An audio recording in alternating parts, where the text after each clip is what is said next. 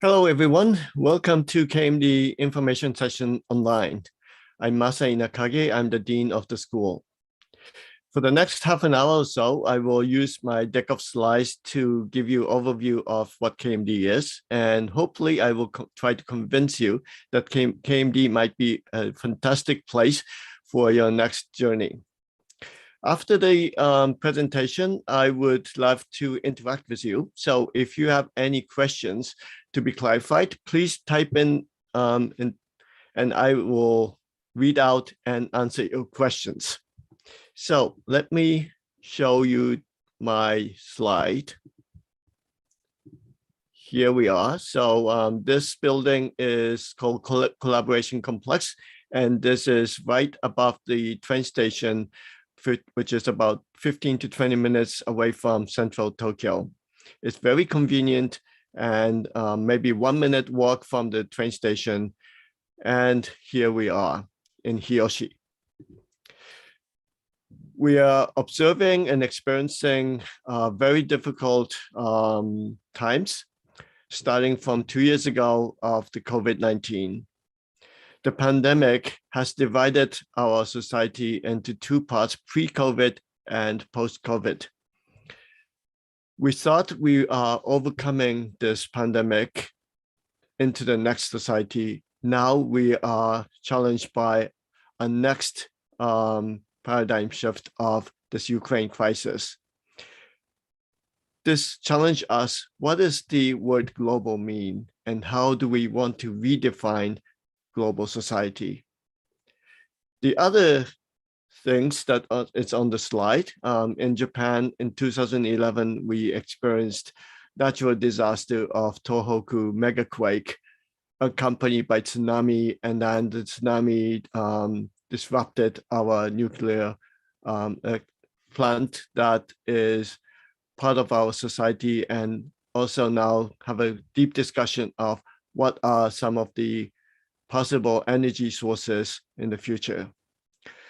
Prior to that, a bit more positive note, the introduction of smartphone product iPhone changed the way we think about communication, and with the smartphone, the apps and all the other additional connectivity of trying to do social media has changed our way of socializing.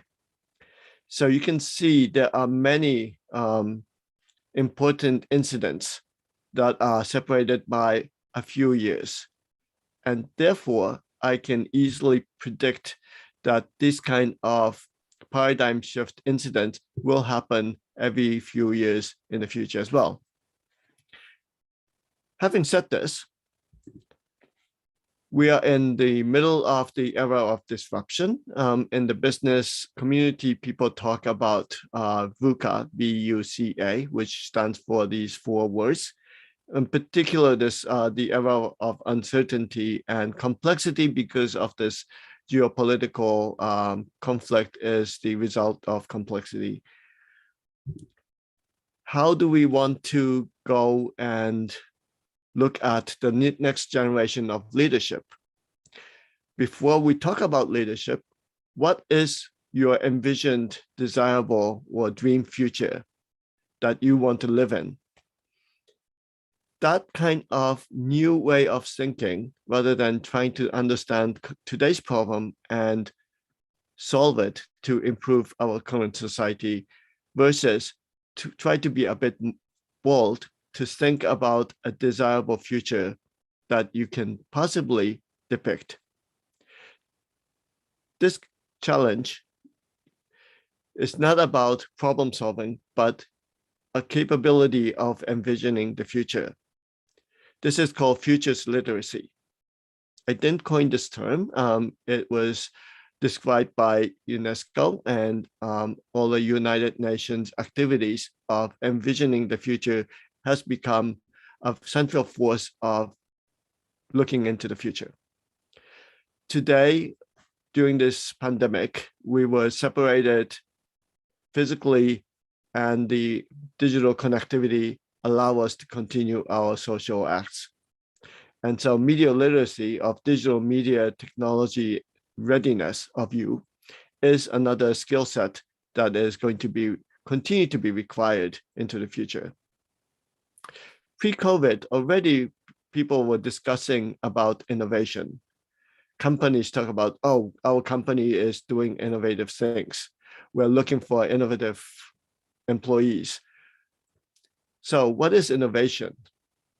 It is transforming our society or business or everyday life into a new set of society, businesses, and everyday life. We call this innovation literacy. So at KMD, we look at these three important skill sets of tomorrow and trying to prepare each KMD students to become a possible future leaders.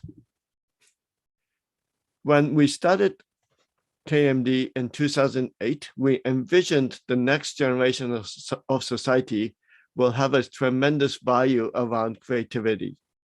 And we call this creative society.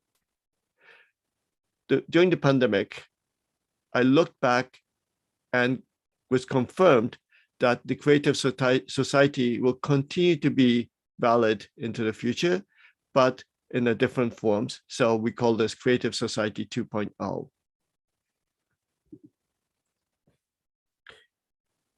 For the post-pandemic, KMD believes strongly that our society will have two sides of the coin. One is physical. We believe this physical in-person activities with physical artifacts, physical meetups are going to be tremendously important. But we learned over the past 2 years, there are so many things that we can do online, such as online education, telemedicine, many things that require things that can happen online without the physical restrictions. So cyber physical creative society is the way we describe what hybrid society would mean. Therefore, KMD will continue to use both online activities as well as physical space usage of in-person activities. Welcome to KMD. We are an institution of creativity and innovation to design our desirable future. There are many projects and ideas around KMD of designing and defining the future of what we want to see. We admit students from diverse culture, different disciplines and expertise, different age groups. So it's a very diverse and dynamic community amongst students, but also faculties. We use English and Japanese as two common languages for communication and training. So if you can speak English and or Japanese, you're qualified to be part of us. Any discipline that you've gone through is valid for our future design. So you can see we admit students from philosophy, architecture, law, engineering, blah, blah, blah. You can see all this list, which also includes medical school, as well as dentistry. Innovation happens in different parts of our society. Dentists might need innovation. We definitely need to innovate in education. We need to look at different ways of politics. Communication will be transformed. People are talking about metaverse. That's one way. There are other combinations of in-person communication with online communication combined. So because of this diverse community that we have, we would love to have students interact with each other particularly from different disciplines and different cultural backgrounds. When you can do some things alone, you should do it. But if you want to achieve something bigger that is beyond your capability and skill set, you should make a team. KMD is a fantastic place to connect the dots of different disciplines and different cultural backgrounds, students and people. So we call this radical collaboration. We encourage students to do these team efforts as much as you can. We have multiple physical locations. We are headquartered in Hiyoshi, which I already described. The building is 15-20 minutes away from central Tokyo. We have other satellite physical locations in central Tokyo, in Osaka, the western part of Japan, as well as Singapore, with the collaboration with National University of Singapore, or NUS in short. Because of these multiple physical footprints, we are also still expanding our satellites, including right in front of Shibuya Crossing, the famous crossing that you know, probably know. We have a shared space with people who are interested in connecting the dots. We opened in 2020 another district in Tokyo by the Bayfront called Takeshiba. So we have our dedicated space there as well. Students and faculties can be anywhere. And that was already a rule from 2008.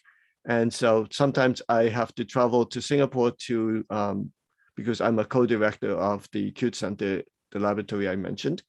And I will give lecture, my class from Singapore to the students who might be in Hiyoshi. Students could be traveling for projects reasons, conferences, and other reasons. They can participate remotely as well. That was already a set rule and infrastructure built from 2008. Now with the pandemic, we're expanding this and making it even stronger. If we can do things online, probably more effective to do it online. If there are things that is very difficult to achieve online, but much better off to do it in person or in physical space, we should try to do that. Of course, depending on the pandemic climate. So classes initially started as a physical in-person with people and students and faculties allowing to be remote. But during the pandemic, everything shifted fully online. Now we're bringing back a little bit of physical in-person activities on campus and off campus. And we're now exploring how we can combine this hybrid approach of online participation with physical in-person activities much more tightly coupled together. So you can see some of these snapshots of the past 2 years. Students team up in physical space and discuss and collaborate, but while there might be some students participating remotely, you can see the laptop connected by Zoom, and you can have teammates in physical space as well as in remotely located situations. We've done a public event last summer trying to do a hybrid exhibit. So we have a physical space for a physical exhibit, but we also have online sessions. This week, we welcomed the new April batch intake students and started to do a hybrid induction period called Communication Week. And these are the 3 photos that my faculties took while it was on session. You can see many students are in physical space in the same room, but there are students who are not in this picture, but they are participating remotely online. So we will continue this effort of combination of in-person versus online. So let me talk about a little bit more about our degree programs. We have 2 degree programs. One is centered around master's degree, and the other is our doctoral program or PhD program. So starting off with the master's, The master degree program is semi-structured, which means there are required courses you must take, and there are elective courses that you can handpick some of the courses depending on your topic of interest. Of course, KMD's value is not about in-class learning, but is more about around projects, which we call real projects. So students will do classwork as well as project works. There are 4 semesters in total for 2 years. And the first semester is looking at fundamental required courses to fill the gap of different background of students. You might be coming from design program, so you know about how to make things, how to design things, but you might not be good at computer programming or anything about legal policies. Or if you come from engineering background, you might be good at hardware and software engineering, but have less to do with businesses. So we will give you different background of undergraduate, beginners level of each topic that we think each student should have. So that's the fundamental called innovation pipeline 1A, 1B, 1C, and pipeline 2. Once you go through that, then every student should, in theory at least, have all these background information of the basic knowledge of, say, businesses, policy making, how to design things, how to use technology to produce prototypes. The final semester, the 4th semester, is your master's thesis writing. In between, you do more of the projects that becomes the source of the thesis writing. For the PhD program, this looks very different. There's no coursework. You will be focusing entirely on your research that you propose to our faculty, and if the main faculty says yes, then he or she becomes your main supervisor. And so from the day one of your arrival to KMD, you already know your project or research, and you already have identified who the main supervisor or mentor will be. Then in the midway, you will write what we call research proposal, which is sort of a contractual plan of how to finish your degree in detail. Then at the final stage, you will submit the dissertation and conduct public defense. For the master's degree program, we have many different topics of interest of specialized programs. Even today is really important to understand about security issues. So we have a security specialist training program. In Japan and many other countries, there are industry shift from physical manufacturing industry towards intangible industry such as service design. So in this program, you will also learn many things about how to design valid and effective services. KMD also have residential programs that you will study abroad. Many of you are already international students. And once you're on board, you are coming to Japan, but then you might want to extend your international representation and experience through our residential program. One is called SEMS, which allow you to go to 2 locations for 2 semesters. And this program is focusing on international management or international business. You get the 2nd degree from SEMS Consortium. So it's a double degree program. The bottom left is called Global Innovation Design Program, or GID program in short. As the name suggests, it is a design-focused experience. You will spend 1 semester in London at Royal College of Art and Imperial College London. The 2nd semester will be at Pratt Institute in New York City. Of course, both SEMS and GID programs, we accept students of our partner schools to spend one semester at KMD. So even if you are not on this program, you will be meeting up with both SEMS and GID students from our partner schools. SEMS and GID programs, because they are, you will be 2 semesters away, instead of having 4-semester 2-year program of KMD master degree program, you need to extend by 1 semester. So it becomes 5 semesters or 2.5 years program altogether. If this 2-semester away is a little bit too much for you, we have 2 short programs that will give you a quick international exposure. One is called EBA, the upper right slide. EBA stands for evidence-based approach.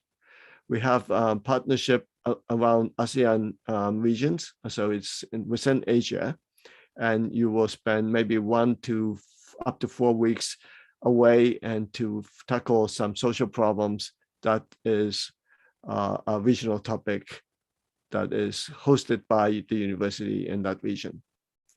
The bottom right is a joint project-based global learning with KMD and Stanford University engineering design program, as well as School of Education LDT program. This is currently set as a 6 months exposure with mostly online participation and 2 weeks of us going to Stanford campus and 2 weeks of Stanford students and faculties visiting KMD. So KMD weighs value on non-classroom experience, and we call this real project. And the aim of real project is not just doing academic research. Real means real society or in the wild. So we try to translate our creative idea through iterations of prototyping and failure and learn from failure, and gradually trying to reach the society at large through maybe a commercialization as a product or services, or maybe you want to start a company, so startup, or if it's for non-business social impact, then you still want to contribute to improve the current society, such as SDGs, anything that has to do with problem solving of the society. KMD is about to make. We are very much embedded in this make culture. Anything we produce tangible artifacts to intangible things such as content or service. We also design and make business models, make startups, make industry, even make city or districts within the city. We also make legal policies. These activities require imagination. The power of imagination leads us to anywhere we want to go into the future. So we are at the turning point, and this is a very important time in the history of humankind. We are having many different transformations. One is driven by digital transformation. Digital technologies are giving us opportunities to transform different part of our society, industries, businesses, particularly this online digital transformation of things doing everything online has proven that it works. So how do we want to improve that and enhance that is the next question. Human transformation here means every one of us individually have a set of value belief. If we think purchasing things continuously and consuming physical artifacts, that might damage our planet. So our value of shifting from that kind of a consumerism or consumption to a non-consumption society is one way of thinking. We want to think the value of doing things online versus doing things in person. People create society. And so societal transformation is, as a society or region or country, how can you change the belief, the value set to the next? So these three layers of transformations create the paradigm shift of what we have today and what we would like to see into the future. As of April 2022, we have 18 full-time faculties. Many of us are full-time tenure or tenure track positions. Some of them are project-affiliated professors. Because it is one big family, you can communicate with and talk and seek advice from any of these 18 faculty members. The tenure track and tenured faculties are overseeing real projects. There are currently 11 real projects, so I will walk you through one by one. Play project is something that I am supervising. The project is centered around playfulness and what we call dream-driven design. If you can dream or imagine a desirable future, how do we design this towards that future is the way we do projects. Policy project, as the name suggests, looks at different policy making. How do we design cities? And the community within the city is also about rule set of the community, and that translates to policy making. They are also interested in kids' creativity. How can we create a better education so each individual, when they are grown up, are super creative? Because we are going to believe that Creative Society 2.0 will be continuing into the future. Samkara is a group of members who are focusing on biodesign and sustainability for inclusive society. Circular economy and circular design is really the central force of Samkara project. Global education looks at transforming education and learning, not only K-12 and higher education, but also kindergartners and lifelong learners. By connecting different physical learning spaces and people and community and having them discuss about different views of different values. Network media is a project that looks at what if we can connect everything. Chairs be connected, tables be connected, our clothes be connected, anything can be connected online. What would that transform? What does it require? Do we need to look at privacy issues? Because if we own our things and if they are leaking our private information, it's not desirable. Creative Industry Project looks at different strengths of regionality of creativity. In Japan, we have a city called Sabae, which is famous for eyewears, but also for Japanese traditional craftsmanship, particularly the Japanese lacquer that you can see on the two images on the right-hand side. So the industry, unfortunately, is in decline. So the industry and the city approached us, and we are collaborating and to rebrand the Japanese lacquer industry to be strengthened. On the left-hand side is a very brand new project that was released 3 days ago. In the upper island of Hokkaido, we are creating a new creative hub for incubation of around food industry.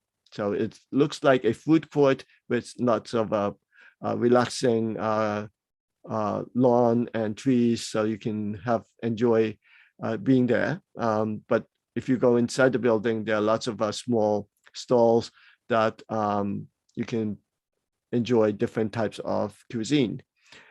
These stalls are given to all these chefs who may not have the financial ability to actually create your own restaurant. So this is sort of a food industry incubator. Geist is a project. It's a word, a German word, stands for mindfulness and also ghost. So they are particularly interested in when can computers understand our human behavior, but also human emotional state. So there are lots of sensing involved, and by sensing about us and analyzing, we would be able to understand one person's human emotional state, whether you want to be relaxed, whether you want to be distressed, and other forms of emotional communication.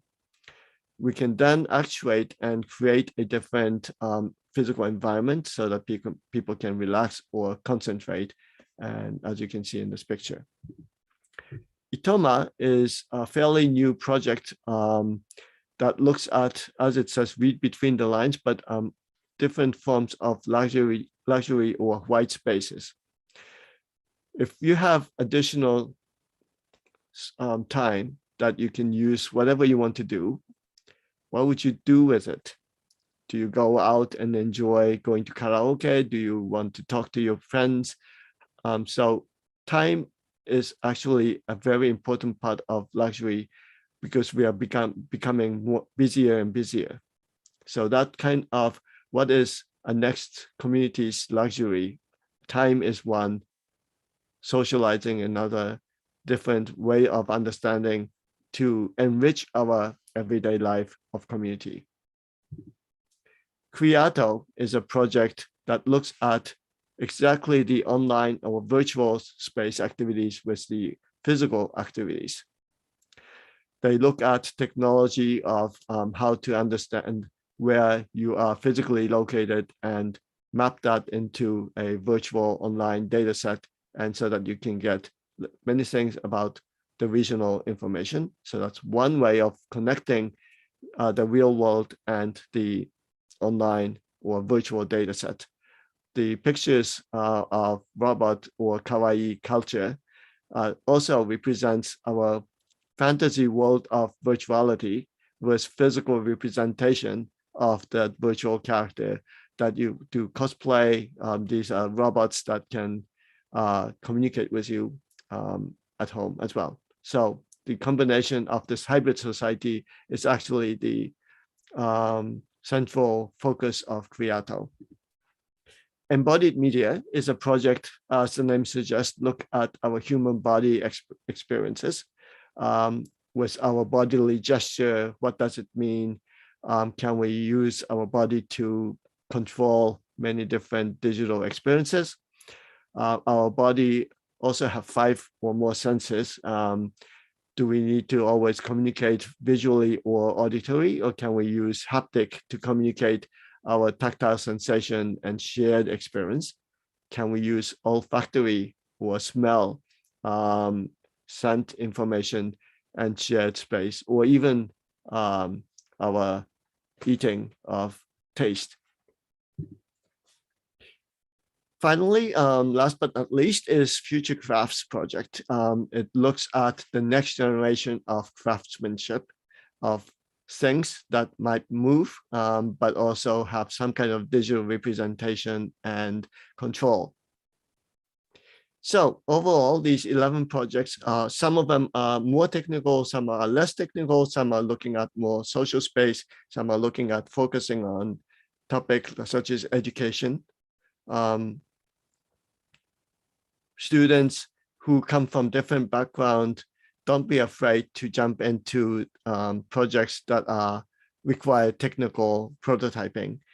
They will train you and teach you so that you become skillful to actually build prototypes with digital technologies. Or if you're interested in policy making but never done so, if you want to interested in designing cities or districts or communities, we will definitely give you opportunity and good understanding of how to design policies so that it becomes effective to create a desirable communities. So the last section of my deck of slides is how to become part of us. So there are 3 application periods in a year. The new version of admissions guidebook the PDF is downloadable. So go to our website and look at admissions and download and read thoroughly how to apply. But so there are 3 application periods, and we also have 2 intake periods, April and September. It is important that you understand Japanese if you're applying to our master degree program and trying to start in April. All the fundamental required courses will be in Japanese. The same material will be repeated for the September intake students. So if you are trying to apply to our fall intake, then you should be fluent in English. And as I am speaking English, most of you are fluent in English for sure. So if you are both fluent in Japanese and English, you have a choice to make. But otherwise, please identify either April intake or September intake. And if you're applying for April, prepare all the documents in Japanese. And if you're applying for the September intake, then prepare everything in English. Once we receive all the submission documents, we review, and if we would like to hear more about yourselves, we invite you to the second screening, which is interview. The interview will be done online, so you do not have to do physical traveling. And if you apply for September intake, the interview will be done in English, and the April will be done in Japanese. For the required submission documents, there are many things that you should submit, and so look and read thoroughly and understand. For international students who wants to be part of us in April for a master degree, you must have Japanese language test score of N1 level. Otherwise, you are not eligible. We look for potential media innovators or creative innovators of the future. So you do not have to have these current hard skills that we use in projects, but we rather would like to know how much you can envision about the future and how can you think and plan your activities towards that future. For the 2 programs, additional GID and SEMS, there are additional requirements and submission documents, so please do submit them as well if you're applying to these. So that's it from my side. So I will close my slides, and hopefully I have some questions from you.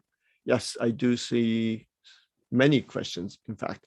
So is it mandatory for students to found companies during their years at KMD? I'm not exactly sure what you mean, but for projects activities, we do work closely with external partners. It could be companies, it could be government organizations or NPOs or NGOs. They will be identified by faculties mostly, so you do not have to find companies. If you are talking about companies of your next career path, many students will start doing job hunting while they are still a student at KMD. I hope that was the question. All right, so the second question here, and where do master students go after their graduation, especially international students graduating in September? Right, so the Japanese job hunting procedure is very unique to Japan. There is one single track of procedure for big Japanese traditional companies. Many of those companies expect applicants to be fluent in Japanese, even if you are September international students. So if you are really interested in working for traditional Japanese big companies, then you should also plan to improve your Japanese language. Even if you cannot speak right now, try to pick up the language as much as you can. The more you can speak Japanese, the better you are. for some of the international students who are not capable of the Japanese language, they opt to look for international global companies or startups that are more flexible in their minds and willing to invite and for students who can speak English, because some companies want to expand globally and they really are desperate in finding some workforce who can speak English fluently and understand and communicate with the global mindset. My last one is, which international conferences do KMD students often go to? That depends on these 11 projects, and they, as you can see, it's very diverse. Some of the projects that I know, we go to a conference called SIGGRAPH or SIG-CHI, C-H-I, network related conferences such as maybe SIGCOM, communication or internet conferences, they sometimes go there. For education related, I don't know the exact conferences, but I'm sure they have premier conference on education and such. So it's very diverse and spread out.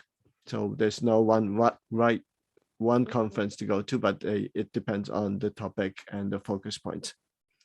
We also go to non-academic conferences such as South by Southwest in the US, or more design or art-oriented Arts Electronic Festival in Austria in Europe. There are other interesting gathering throughout the year, and so depending on what you do. All right, so the next set of question is, thank you for the information today. I've got two questions. Firstly, as I'm preparing to enter forums to carry out projects on service design, should my portfolio contains service design projects? If you have already done some experience in around service or service design, you should include that. But even if you have no experience in service design, but would really want to learn about service design, anything you've done so far is really about things that we want to know about. Some applicants have background in, oh, I've done startups, or I've done lots of volunteering to clean up the urban landscape so that it is friendly to our next future planet. There might be some students who've been doing lots of app development, design. Some designers have designed graphic design or product design. Some applicants have done internship at hospitals if you come from medical school. So depends on, so it really wants to reflect what you've been done so far, and in particular how you want to see and appeal yourself. So anything that you think it is your strengths, and all the projects or things that you have done that represents that strength, please compile that into a package. Okay, so let me look at some other things here. Or is it also encouraged to contain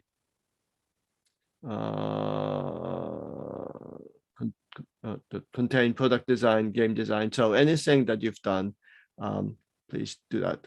My second question is about the referee. May I know if there is an upper limit on the number of referees? I don't remember how we defined that. If it describes any particular number of references, then please stay within that frame. If there's no description of that, you can put multiple names. Is it mandatory for students to start up their own companies? No, but we do encourage as one option of career path. Many Japanese students tend to think, oh, I want to work with under a big known company, but that's one way of thinking. But I would also say maybe joining a startup company or starting your own company, any different ways of looking at designing your next career path, the broader and more choices you can make, the better. Does KMD have any discipline requirements for PhD applicants?